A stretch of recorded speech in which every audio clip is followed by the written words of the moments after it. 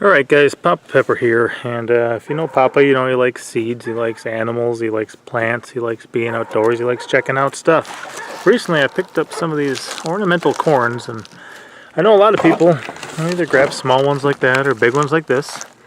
In the fall, they'll pick them up like they do pumpkins and hay bales and corn stalks, and I think it's fantastic that people can harvest their corn, cut down their corn stalks, tie them together, and sell them sometimes for $6 or more for just a little cluster of corn stalks, you know, that people are going to use as decor. But love expanding my varieties on things and checking stuff out. Now corn is going to be, I think last I knew, the most highly GMO'd plant grown in North America. I think alfalfa might be second.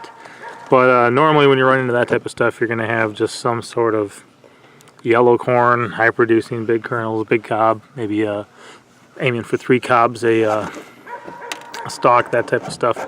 So although there's a lot of open air pollination, there can be some contamination that way. What I like to do is stick to something else.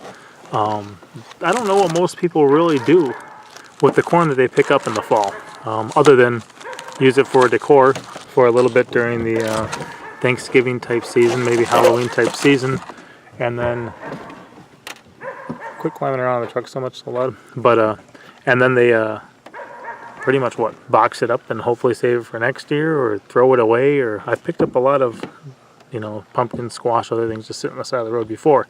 But for these, I figured, you know what, these are some beautiful red ones. I don't know, could you use that like a sweet corn? Could you use this? Are they good for flour? Are they good for animal feed? Same thing with these little guys here.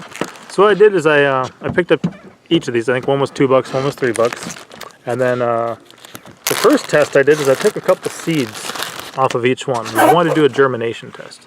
The way I see it, we're probably looking at some great ones that were just harvested. So for instance, this cob here, I took the seeds, did a germination test, and every single one of them now has, you know, stalk growing and roots.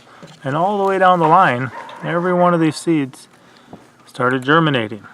So what they did is they passed my germination test. There's something that you can grow if you want to. And the second thing I'm going to do is I'm going to do a popcorn test a little later on tonight. I'll include some photos of whether it's a success or not. Won't add it to the video. But I'm going to do a popcorn test. Just take some oil, heat it up, throw a couple of these in there, see if they work and pop as a popcorn. If they do, what I can do then is have some of these different other small ones. And we grow something that looks like this, might be the same kind. And a couple different other kinds of our own popcorn already. I've got some different colored cobs that are bigger, but I don't think I have any of these specific varieties.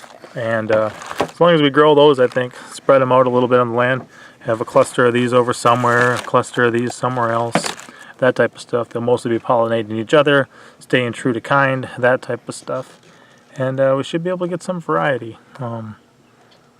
Except for certain areas of my life, like my marriage, I like variety. So we'll be checking out what all grows. I'll do the popcorn test later today. But that's something too, where $2, I mean, if you were buying seeds for this, you'd get a fraction of these, maybe a quarter of them, in a package for the same price that you could pick up a whole cob for, you know, a whole cluster of them. So just another way where, especially even if you just like growing things, like enjoying things, maybe you're not going to use them for popcorn, maybe you're not going to use them for animal feed, maybe you're not going to try to eat them yourself or grind them into cornmeal or use them as a sweet corn. It's just something fun to do and a good way to get some cheap seeds. So you know, same thing here. Like, I don't know, but I'm not sure how that's going to taste when it's fresh. But I'll tell you what, if it did work as a something that was palatable, was edible, tasted good with some butter and some salt and some pepper on there, that would be one crazy cool cob to serve up with your dinner for your guests. I'd be like, whoa, what is this? So, I don't know. More than likely, if I'm able to use it, it'll probably just be something I grind into flour or use as animal feed. But you never know till you try. We'll test that out. And like I said, check out that germination test. And all I did is removed a couple from each cob, put them on a wet paper towel, rolled it up, put it inside a plastic bag just to see what would happen. So it's only been 3 or 4 days maybe, and we got those all going already. So all right, pop out.